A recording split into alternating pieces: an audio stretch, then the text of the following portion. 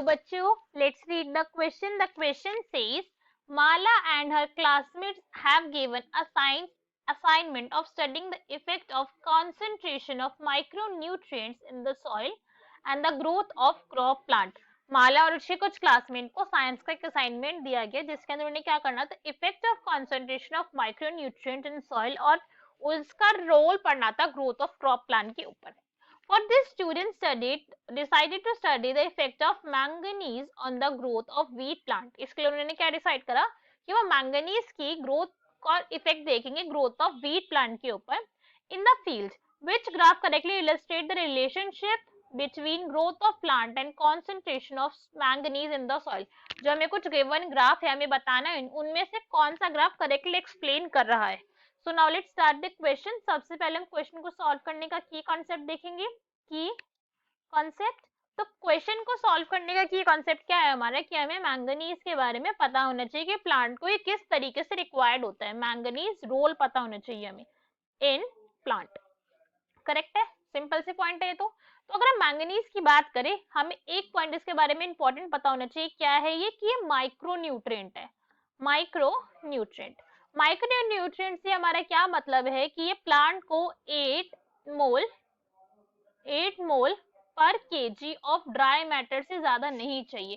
कितना चाहिए, 8 मोल KG dry matter से ज्यादा प्लांट को इसकी रिक्वायरमेंट नहीं है. अगर ये इससे हो गया ज्यादा, अगर इस क्वांटिटी से हो गया ज्यादा, तो प्लांट के अंदर इसकी हो जाएगी टॉक्सिसिटी और फिर प्लांट को और डिजीज लग जाएंगी.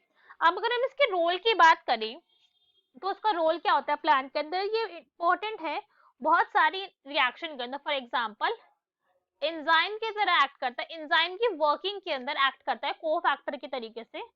कुछ एंजाइम को ऐसे एंजाइम है जिनको मैंगनीज चाहिए ताकि वो फंक्शन कर सके, एक कोफैक्टर के तरीके से रोल करता है. ये रेस्पिरेशन के एंजाइम्स के लिए रिक्वायर्ड होता है प्लांट में, रेस्पिरेशन के लिए. फोटोसिंथेसिस के लिए भी रिक्वायर्ड होता है, सिंथेसिस में रिक्वायर्ड है ये सिंथेसिस. और फोटोलाइसिस ऑफ वाटर के अंदर भी रिक्वायर्ड है. किसके अंदर, फोटोलाइसिस ऑफ वाटर, वाटर की स्प्लिटिंग के लिए भी रिक्वायर्ड होता है ऑफ वाटर. तो प्लांट के अंदर तो इसका फिर इंपॉर्टेंट रोल है, प्लांट को ये चाहिए.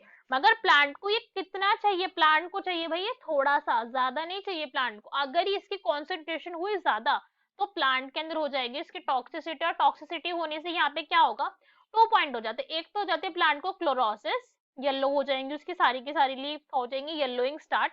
और दूसरा हो जाता है necrosis spots on leaves, necrosis spots on leaves, leaves के ऊपर आ जाते हैं नेक्रोसिस के स्पॉट्स. नेक्रोसिस के स्पॉट्स कैसे होते हैं, for example if this is a leaf, ये लीफ है, तो उसके ऊपर ऐसे ब्लैक ब्लैक ब्लैक ऐसे पूरे में black black black black spotting आ जाएगी. इसे कहते हैं नेक्रोसिस के स्टॉप. कुछ ब्लैक होती है और समवट ब्राउन और ब्लैक के बीच में ये स्पॉट्स आते हैं, ऐसे पूरे में लीफ के ऊपर स्पॉट्स आ जाएंगे. इसे कहते हैं नेक्रोसिस स्पॉट ऑन लीव्स. तो हमें क्या पता चल गया, अगर कॉन्सेंट्रेशन है कम, कैसी है, अगर कॉन्सेंट्रेशन है कम तो प्लांट की ग्रोथ है ज्यादा.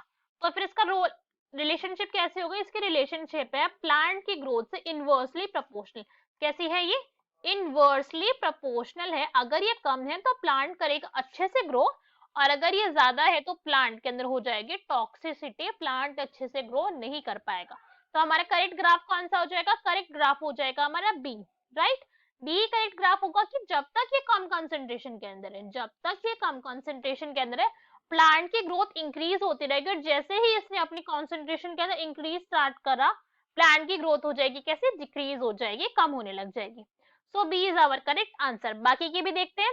ए में हमें क्या गिवन है, 8 में तो स्ट्रेट लाइन गिवन है कि डायरेक्टली प्रोपोर्शनल नहीं भाई, अगर ज्यादा होगी तो दिक्कत है प्लांट को. नेक्स्ट सी में क्या गिवन है, कोई रोल नहीं है, स्ट्रेट लाइन है ना तो कोई रोल नहीं, ऐसा तो नहीं है, रोल तो है उसका, ज्यादा है तो भी रोल है, कम है तो भी रोल है, कुछ ना कुछ तो कॉज कर ही रही है प्लांट को. और ये ग्राफ क्या शो करे कि पहले रोल है फिर कम हुआ फिर ज्यादा इंक्रीज हो गया, ऐसा भी कुछ नहीं है. Correct answer is B. Hope you understood it well. Best of luck. Thank you.